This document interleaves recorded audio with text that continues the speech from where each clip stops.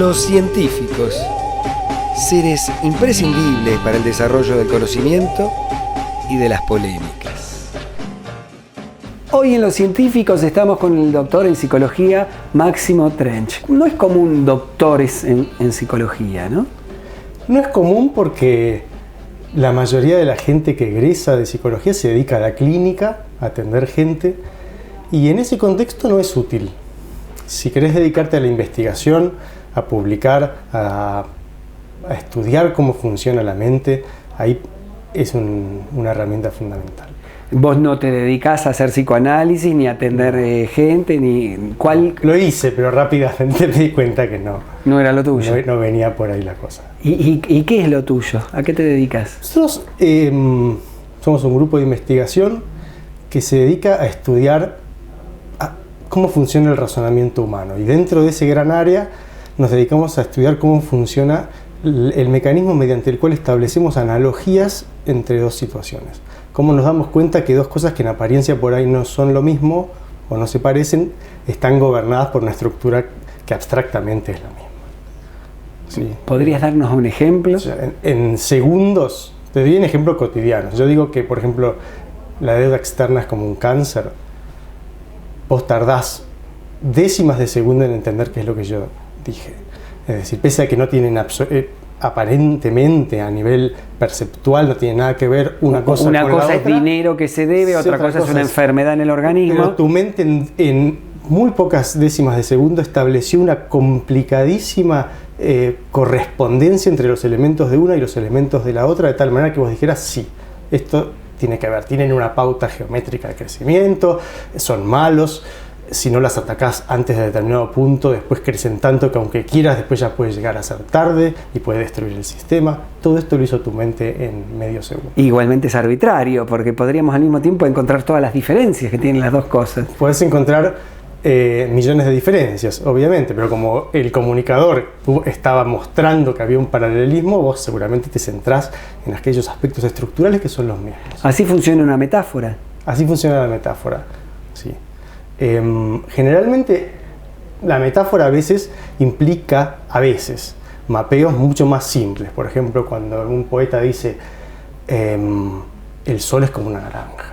Entonces, hay simplemente un atributo, ser redondo y ser naranja, que se parecen.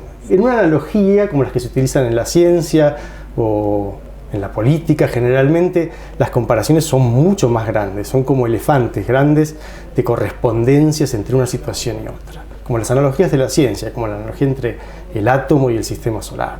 Tenés que empezar a desglosar que hay partes del átomo que giran alrededor de otras partes, de la misma manera que partes del sistema solar giran alrededor de otras porque están atraídos. Son comparaciones de mayor envergadura. A veces las metáforas a nivel poético son simplemente correlatos más simples. ¿Cómo se arma esto? Digamos, vos estudiás cómo se arma, y vuelvo al ejemplo. La deuda externa es como el cáncer. Insistimos, tienen un montón de temas parecidos, pero tienen infinito de diferencias. Son, de hecho, palabras de distinto orden. ¿Cómo hacemos eso nosotros? ¿Cómo es que encontramos esa igualdad?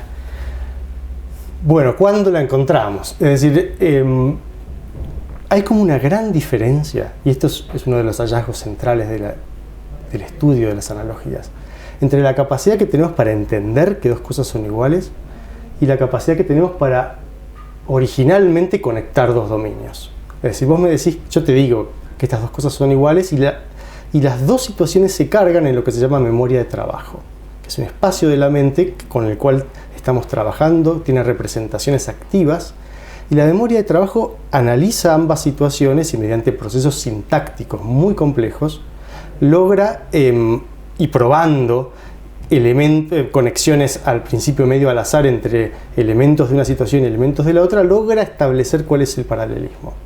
Es decir, que crecen al mismo tiempo o de manera parecida, que tienen atributos negativos, es decir, logra alinearlas, es como si las pusiera una al lado de la otra y dijera en qué son iguales.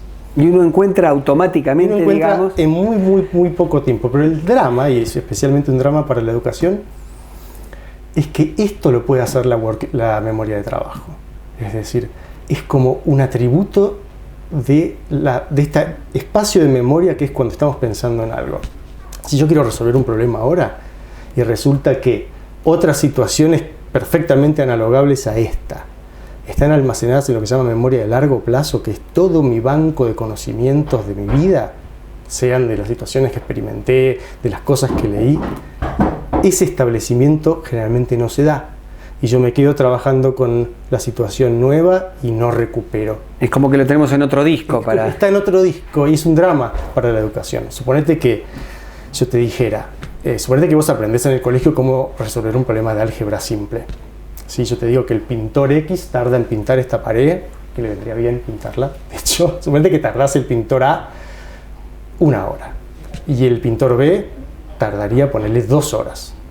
Y yo te dijese, bueno, ¿cuánto tardarían? Supongamos que la pinten juntos.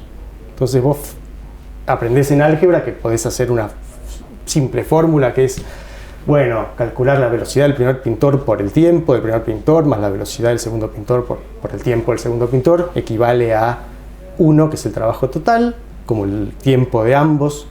Aunque la velocidad es distinta, el tiempo es el mismo porque arrancan juntos y terminan juntos. No tenés ya 2 incógnitas, tenés una, despejas y sacas el tiempo. Ahora, si pasa 1 año o 1 semana y resulta que llega a tu casa alguien con 2 perros y te los encarga que los tengas un tiempo indefinido y quieres ir a comprar una bolsa de alimento balanceado, y supongamos que los dueños te dicen, este perro se devora una bolsa en 1 semana y este tarda 22 días, y vos querés ir a saber cuánto te va a durar una bolsa si las 2 comen juntos, es muy improbable que vos digas, esto es como el problema de los pintores, se resuelve así, no va a pasar.